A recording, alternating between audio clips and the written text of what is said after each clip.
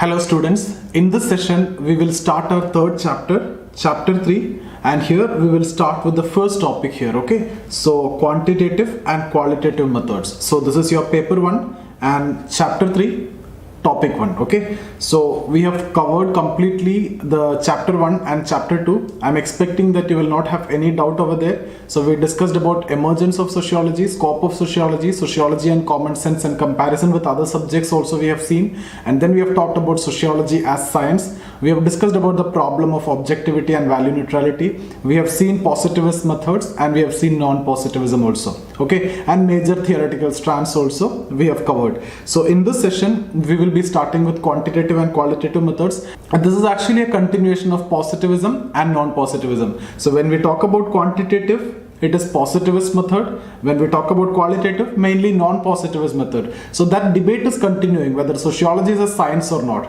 So in case of scientific subject, you need to use quantitative methods, right? You need to develop the quantified image of society.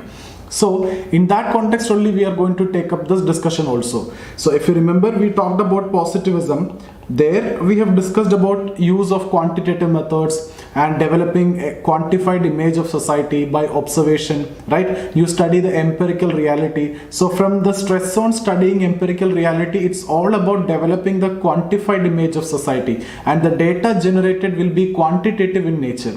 And the method of inquiry will also be quantitative, like induction. On the other hand, when we discussed about non-positivist, we have talked about the qualitative data and qualitative methods. The data will be in the form of description, right? And we have understood that there you are trying to understand the internal realities which cannot be quantified. It is a non-measurable attributes. So in sociology, we are mainly dealing with the internal aspects, the non-measurable attributes. So more qualitative methods will be better in case of studying sociology and especially social sciences.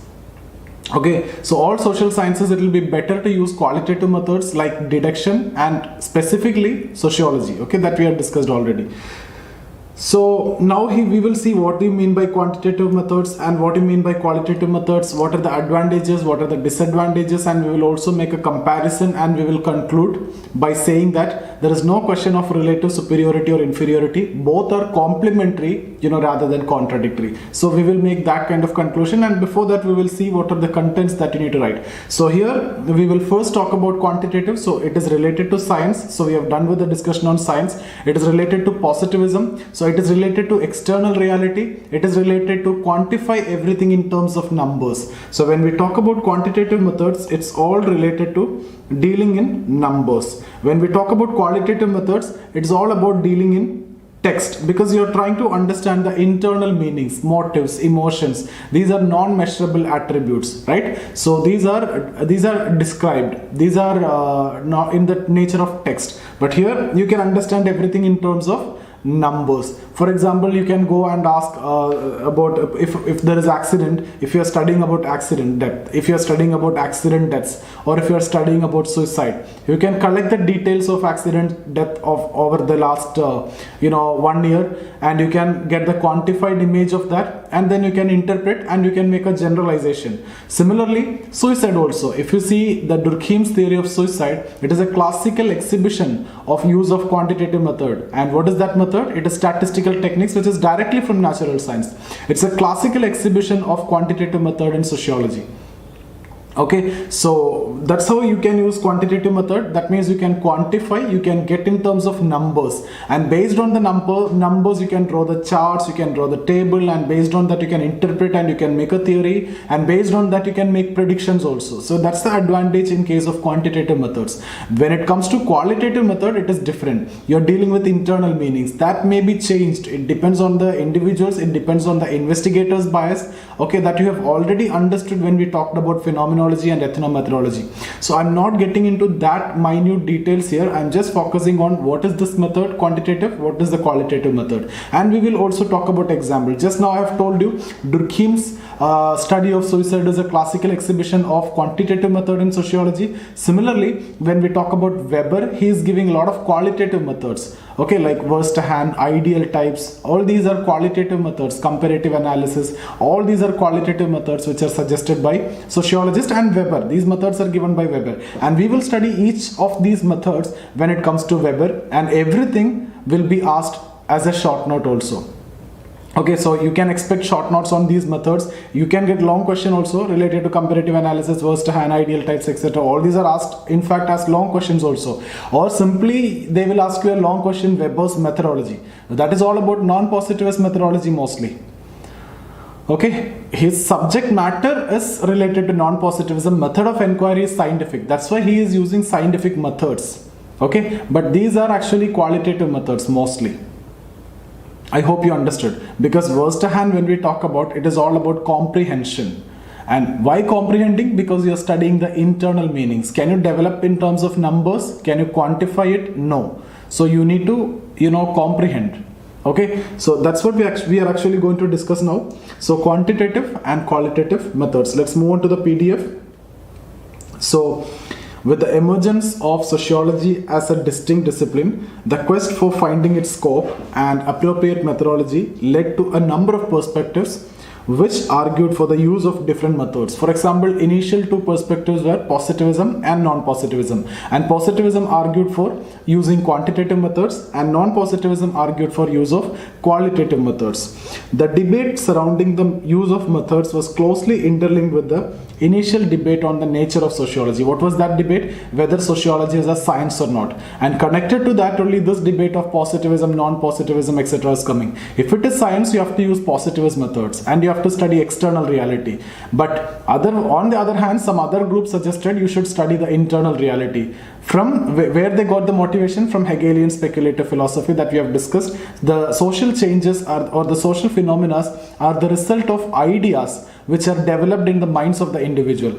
So these ideas are in the minds of the individual. These are the internal reality. So social changes or social phenomena are a result of internal reality. Every social change, all this Facebook, Twitter, WhatsApp, everything is because of some ideas which is developed in the minds of individual, and that is changing or transforming society in a desirable direction, or it can be undesirable direction also.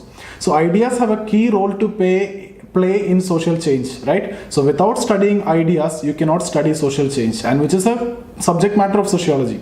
So ideas should be studied. That means internal aspect, and you cannot comprehend, you cannot quantify that. So what you need to do, you will get that in terms of description, in terms of text, etc. That's what qualitative methods, okay?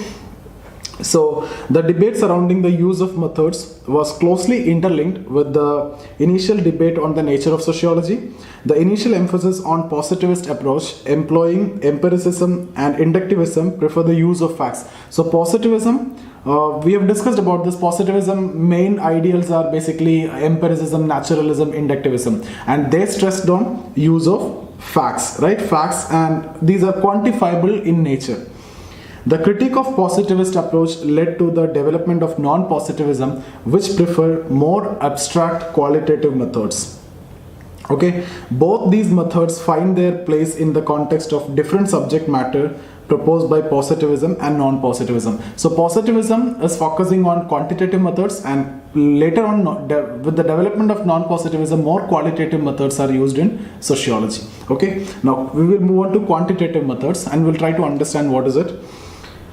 The methods quantitative methods employ systematic scientific investigation of quantitative properties of phenomena. So you'll try to identify the quantitative properties of any social phenomena and you'll try to quantify it in terms of numbers in order to develop models of theories, okay? And the approach of these methods is to generate a quantified image of the phenomena under study. As I've told you, if you're studying suicide, then you will try to collect the number of people who committed suicide. If you're studying about accident, you try to collect the number of accidents which happened over the last couple of years, like that, okay? So you try to develop a quantified image in terms of numbers so that you can interpret based on the number, and you can go with the theory building, and then you can predict also.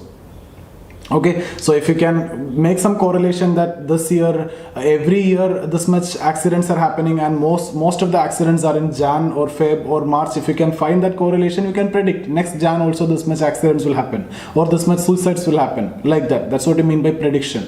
Okay, so the process of measurement is central to quantitative method. So this is the first step in case of quantitative method, measurement. How you measure? This is all about data collection. First you need to collect data, right? So process of measurement is central, very important in quantitative methods, because it provides the fundamental connection between empirical observation and the mathematical expression of quantitative relationships. So that's the first step. And then thus the quantitative methods are used to generate quantitative data dealing with numbers. So you get the data which is dealing with numbers, as I've told you. Various techniques used by quantitative methods are surveys, interviews, questionnaires, schedules, etc. So how you get these in terms of numbers? If let's suppose a questionnaire is confined like yes or no, then you can say, you can see, you can or count how many yeses, how many nos. For example, you conduct a study on domestic violence and you will just include are you supposed to domestic violence only, you don't want any description, yes or no. So if you're asking this to, let's say, 1,000 female, and you will get yes or no only, and you will count how many yes and how many no. Let's suppose 700 yes and 300 no.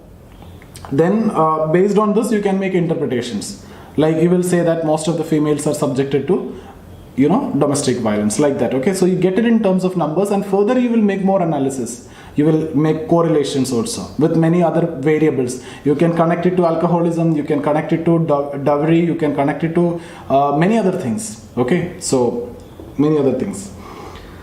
So after this, so various techniques, these methods are generally applied for the purpose of collection using sampling. So you cannot collect data from each and every female. You will go for a sampling process. Okay, sampling in detail we will discuss in research methodology. That is actually a third topic. The interpretation of data in these methods, this is actually the second step, interpretation of data. And how it is done? It is done with the help of proper representation of data using modern statistical techniques leading to an objective interpretation. So you use modern statistical techniques so that you get an objective interpretation. So various techniques like drawing tables, graphs, curves, etc., which can be, if you remember, you might have done this in your physics labs, etc. before, right? You will make some observation, you will draw tables, and you will get some sigma n, sigma x, etc. and finally you will conclude. I hope you can recollect those experiments that you have done in your plus 2 and 10th, etc. Okay, so you can make graph, okay, and you can predict also what is going to happen next year based on this graphs and curves, etc. So all these things are actually done by you already in your 10th and plus 2, etc. So correlation methods, nowadays interpretation is highly simplified with the use of computers. Okay, so first we have discussed about process of measurement. That means in terms of numbers, then interpretation using various scientific techniques, okay, and then you will go for theory building. So theory building is considered very important. Finally, theory building in quantitative method is from the method of induction. I have actually underlined all the important points here, so you just need to remember these. You can take note of these underlined words. That should be there in your answer, okay? So which method they prefer? Inductive method they prefer for theory building. In case of non-positivism or qualitative methods, it is deductive approach. So the emphasis is on development of theories based on cause and effect relationship. Wherever you see cause and effect relationship, this is related to science, this is related to positivism, this is related to objectivity, and finally it is related to quantitative methods. In qualitative methods, it is very difficult to establish cause and effect relationship. Although Weber is arguing for establishment of qualitative, cause and effect relationship, but it is very difficult in case of human beings, in case of, qualitative methods. The final testing of the theory is also done with the use of data. So all these are the elements. I'll tell you again, these are the elements. Like first you will, the measurement of data, that is central to this method. So you will get that data in terms of numbers. Quantified image you'll get in terms of numbers. Then interpretation of data, that is done by using some scientific techniques, okay, drawing graphs, charts, tables, curves, etc. Okay, and then you go for theory building by induction process. That means the normal procedure which is adopted in case of science, and then you go for prediction or you go for testing. Okay, so these are very important. So theory building, when we talk about, you need to talk about induction and also establishing cause and effect relationship. Now, what are the advantages? Everything which is important I have underlined. So you can see this, you can understand these are objective. Why? Because you're dealing with number, and it is replicable, and reliability and validity could be tested. Okay, so it is more reliable and valid. That means you can replicate it. Okay, so these methods are considered objective as generalization is based on facts. Yes, these methods are considered to be scientific, especially in the light of natural sciences, because you're dealing with numbers, you're using inductive approach, you're going for theory building, so this is considered as scientific. All the elements of science are actually incorporated. Quantitative methods present an advantage of easy measurement as experts are not required for collection of data. Correct, no? Experts are not required here, because if you are a researcher and you need to study about domestic violence, as I've told you, you can give the questionnaire to some assistant and you can send that assistant to collect data from people, because he is not getting complete data. He is only asking yes or no, because you need to get it in terms of numbers. You are not collecting the description properly. Complete description you are not getting.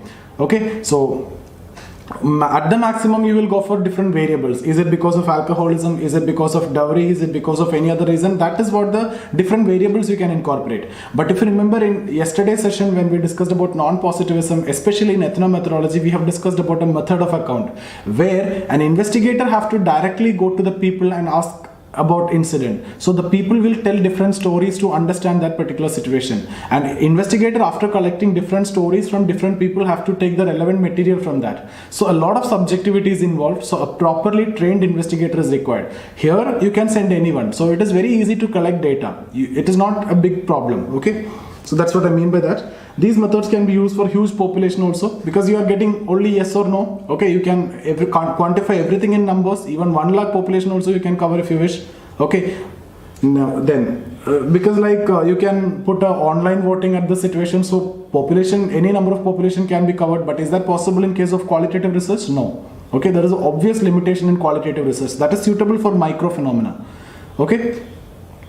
It is easy to check reliability and validity of the results generated.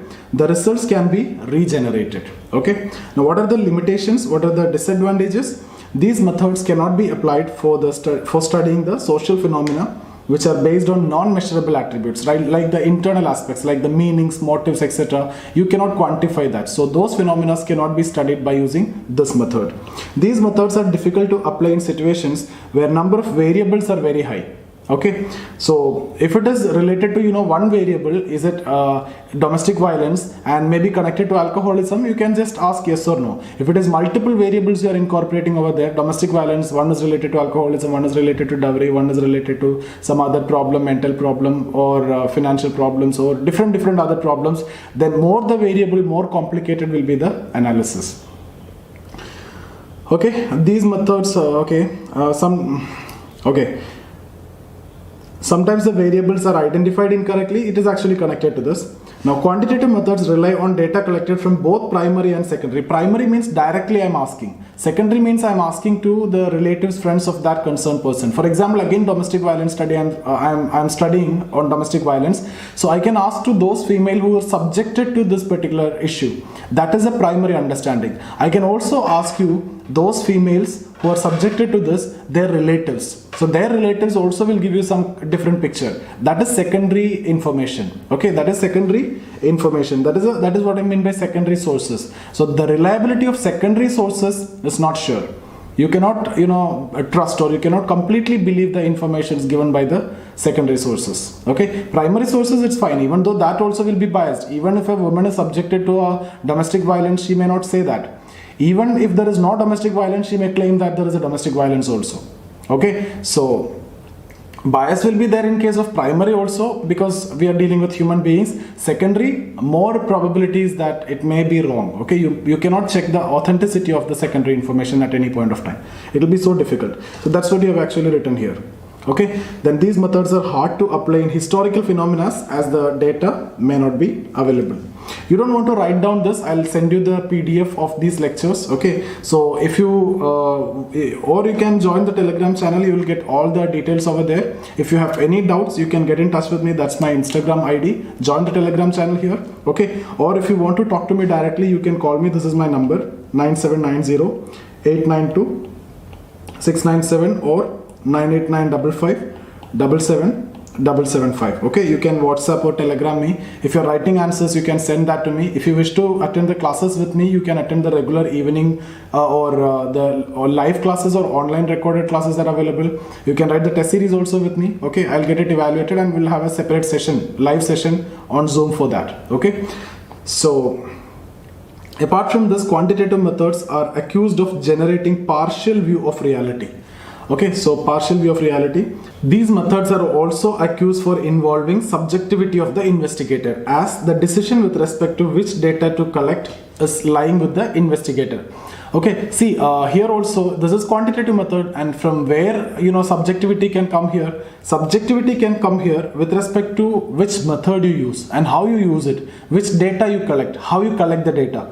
For example, when we talk of Emil Durkheim, his theory of suicide, it's a classical exhibition of use of statistical techniques or quantitative techniques in sociology, right? The method of natural science in sociology. But he often criticized, or it is accused, that the theory was there in his mind even before he took up the analysis. Even before he collected data from police stations, the theory or the conclusion was there in his mind, and he took those data which suit his convenience. Exactly the same thing can happen in normal scenario also, right? You may focus something in your mind, or you may fix something in your mind. For example, if you're conducting a study on domestic violence, you fix that it is because of alcoholism, and then you try to collect data, and you will try to collect data from those wives who is suffering this problem of alcoholism from their husbands. Okay, and you will be in a position to prove that. So you will collect data from your known sources, and you will collect data from a very small sample size, and it will suit your convenience. So basically what I'm saying is, it all depends on the investigator, the bias or the subjectivity of the investigator. So what type of data to be collected, from whom it should be collected, what should be the size of the sample size, everything actually depends on the bias or subjectivity of the investigator. So even in these methods also, it can be subjective. Okay, now we will move to qualitative methods. So when we discuss about qualitative methods, this is for non-measurable attributes like internal meanings, motives, emotions, etc. Okay, so there it was external reality, so you quantify it. Here internal meanings, so you will try to describe it. Okay, this will be in the form of description, this will be in the form of text, not numbers. You cannot quantify it. So they refer to the examination, analysis and interpretation of observation for the purpose of discovering underlying meanings, okay, and pattern of relationship. Pattern of relationship means the interrelationship between various elements in society. Okay, the qualitative methods in sociology emerge in reaction to the excessive emphasis on quantitative methods used by the positivist research. So positivist is giving excessive emphasis on quantitative methods, and thereby it is actually a partial understanding of society. Why? If you're focusing on quantitative methods, you can only get those data which are external and quantifiable in terms of numbers. What about internal aspect? You are ignoring. That means partial understanding. So qualitative methods prefer more internal aspects. Okay, so these methods are often used to gain better understanding of non-measurable sociological attributes like meaning, sentiments, emotions, etc. The data generated is qualitative in nature. The qualitative data is in the form of text and not numbers. Okay, I have underlined all these important points. It is usually based on description of variables, various techniques like observation, first-hand, narration. All these we will discuss when we discuss about Weber. Okay, all this can be asked a separate question. The data thus generated is in the abstract form. Secondary sources are also used to collect qualitative information. So after collection of data, then interpretation of data. So interpretation of data in these methods are done in an analytical way using deduction. Okay, so here there is minimal use of methods. A pure non-positivist, no methods at all. We have discussed in case of phenomenology, ethnomethodology, when we discussed about Alfred Schutz, Berger Luckman, Harold Garfinkel. They don't use methods. They don't prefer to use methods. Some minimal methods are there when it comes to Weber. They are actually interactionist, deviation from positivism to non-positivism. Okay, so they prefer minimal use of methods and often reject the formulation of theories. Although initial non-positivists like Weber, Mead, they try to make theories and they develop theories, but later non-positivists, like as I have told you now, phenomenologists and ethnomethodologists, they rejected the possibility of theory. And the testing is done through reasoning, okay, because it's all about understanding and interpretation, no theory building, no prediction, no testing. Testing is all about reasoning. Now, what are the advantages of qualitative data? They are considered significant in the light of generating complete understanding of reality. Earlier it was partial, now it is complete understanding. In general, these methods are considered cheap if the purpose of research is confined. See, if the purpose of research is confined, this method is cheap because investigator can directly go and can have the understanding. But if it is not confined, then it is going to be expensive because you need to employ method of accounts, you need to talk to a lot of people, you need to develop a lot of data, a lot of stories you need to hear, and for that a lot of expenses will be there. So these methods are helpful in finding solutions to the problem in a more pragmatic way. Now, disadvantages. What are the disadvantages? Requirement of experts for its implementation, right? See, earlier in quantitative method, you don't want expert. Even you can send your assistant, okay? Because you are getting only yes or no, right? You are sending yes or no. You are asking for people whether you are subjected to alcoholism, whether you are subjected to domestic violence, yes or no. That's it. But in case of qualitative approach, you will be getting the description. I've told you, you basically use the method of accounts. So you collect all the stories that people tell, and then you need to codify that. Okay. So here you don't want an expert. You can collect data simply yes or no, and finally you can even do that with your assistant also. So it can save your time, you don't want expert for that, and then you can make a correlation and you can make theory based on that. Okay, so difficulty in checking the reliability and validity. Here it is very difficult to check it. Earlier it is very easy, it is replicable. Here it is not replicable. There it is regenerated. Here regeneration is not possible. Different people will behave differently, different situation. Okay, problem of subjective bias here. Earlier also, although objectivity is there, but there can be subjective bias. More suitable for micro phenomena. Okay, a sample size increasing, the application of this method become difficult and costly. I have told you this point before. The theoretical possibility is very limited in qualitative research, that we know already.